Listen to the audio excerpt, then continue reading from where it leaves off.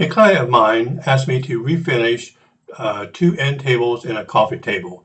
Uh, you can see that this is, kind of an outdated dark finish, and they wanted it light. And so I'm going to remove the legs and that little tray in the bottom, make it a little easier to sand. Okay, so I'm taking the end tables apart. I've already taken two legs off.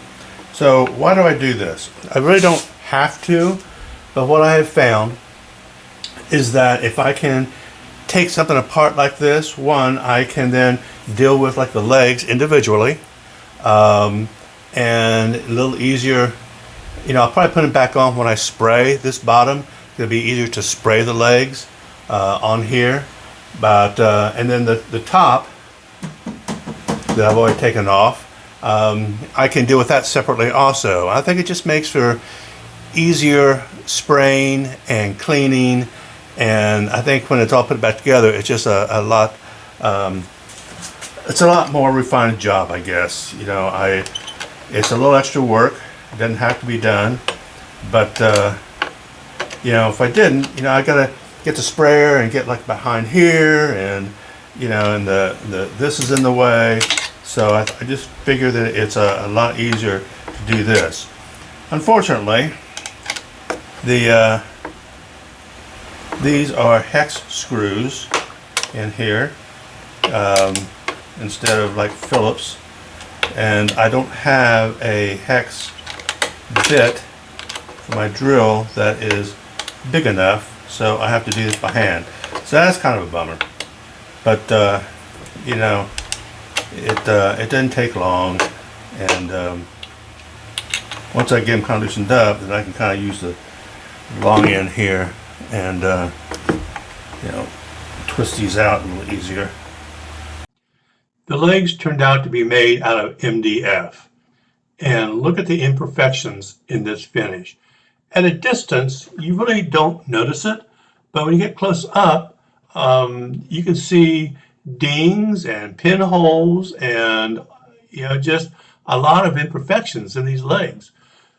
So what I thought was going to be a real easy refinishing job now just got a little bit more complicated.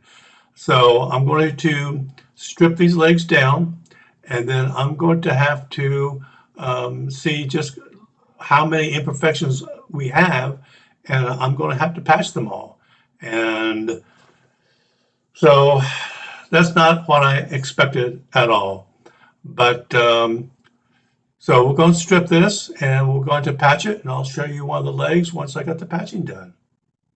So I used Bondo glazing putty, and this is the amount of patches I had to do on this one leg. And this was one of the better ones. So now I'm going to have to sand this down, and before I can obviously go forward. But look at all those patches.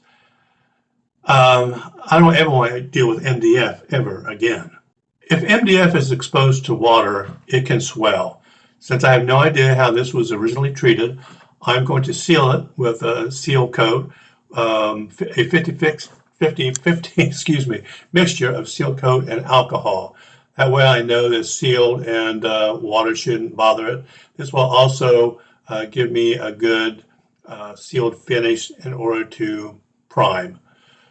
So I have to do this on 12 legs, and I'm just amazed at the quality of the work on this. So if you can avoid MDF, please do so.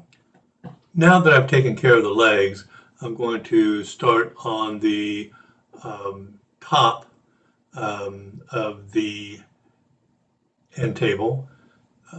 I'm not going to strip it. I don't think I'm going to have to strip it. I'm just going to scuff sand it. I'm using a 120 to 150 pad. The reason I'm using a pad is because I've got all this, it's not completely flat, so the pad makes it a little easier than versus just using a sanding sheet on here. I don't think I'm going to have trouble with bleed through. I mean, we'll find out. I'm not using a shellac-based or oil-based primer on this. I'm going to use Sherwin-Williams Extreme Bond Primer. But so hopefully we're not going to have any bleed through. But we're going to get the two tops of the end tables scuff sanded, and then we will wipe all that off, and then we will be ready to go ahead and prime. So to make priming the legs a little easier, I've reattached them to the end tables.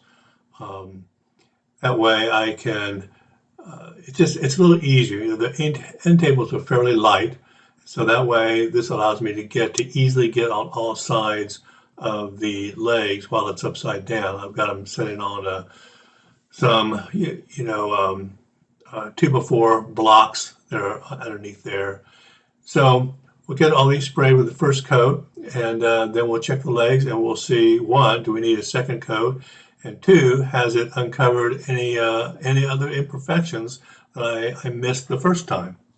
Okay, so I'm getting ready to spot, excuse me, spot spray these corner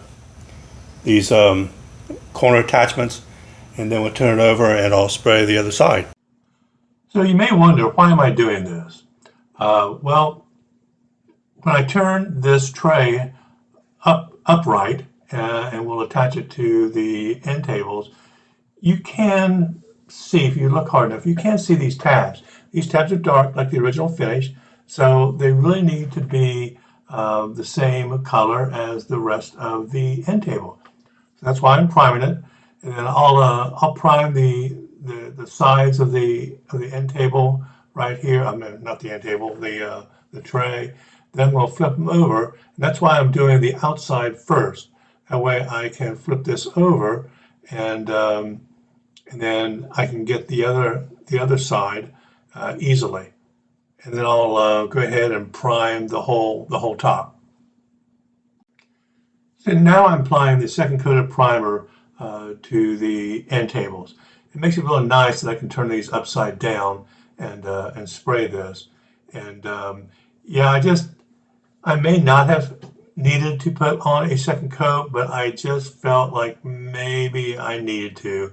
I don't see him bleed through, but hopefully this will prevent any of it.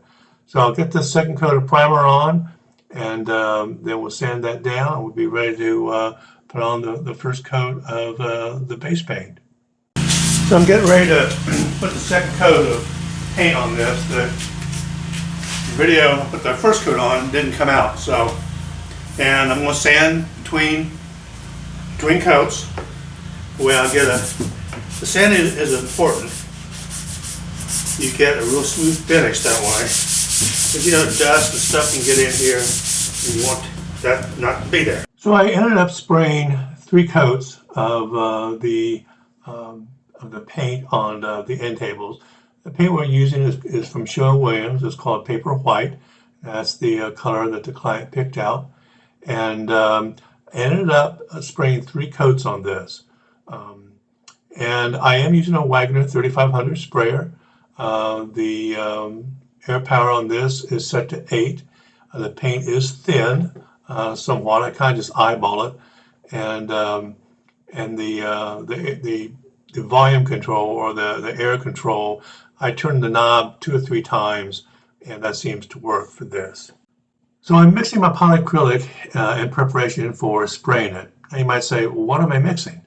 Well, I pour the leftover paint back into the can that it came from, and then I'm going to pour the polycrylic back into the canister with the leftover paint. So why do I do this? One, it tints the polycrylic, especially on dark colors. The polycrylic, the water-based, can sometimes leave like a cloudy bit of a finish on it, where if it's tinted to the color of the paint that you've used, it won't do that. You won't see it. Now, it doesn't do it so much, or you don't notice it as much on light colors, but just as a rule of thumb and habit, I always tint my top coat. In this case, we use a Minwax polycrylic, say that 3 times, in a matte finish, and then we're going to apply 3 coats. So I'm spraying the first of 3 coats of the polycrylic, and It takes about 2 hours between coats to dry. I also sand between coats. I usually use a used Surfprep pad, 180 to 220. I have no idea what grit it is anymore, but it's just to try to get rid of if any dust that's settled down or anything else that's settled into the finish, between coats. So we'll get this sprayed off, and then we will be, except for reassembling the tray onto the end tables, we'll be done. So all 3 coats of the polycrylic have been applied. The last step that I usually do on almost all pieces is I wipe it down with a piece of paper bag, brown paper bag. Now, why do I do this? Well, the paper bag acts kind of like a 1,000 to 2,000 grit sandpaper. A lot cheaper than sandpaper, but it really gives a smooth, buttery finish on the top of the pieces. Only do the flat spots. It's not going to do me any good on all the curly spots. But we get this done. I do this on, like I said, almost all my pieces. And if you're not doing this, you should try this on your next piece. So this is where we started from. This is the coffee table, which I didn't show the refinishing. It was the same as the end table. And now here's the finished result. Just updated, a nice light color. The client just loves it. Fits right in with all of their new furniture. Thank you for watching this video. I hope you learned something from it and enjoyed it. If you've not subscribed, I would encourage you to do so. I'd appreciate it. And I will see you on the next furniture refinishing project from the next season.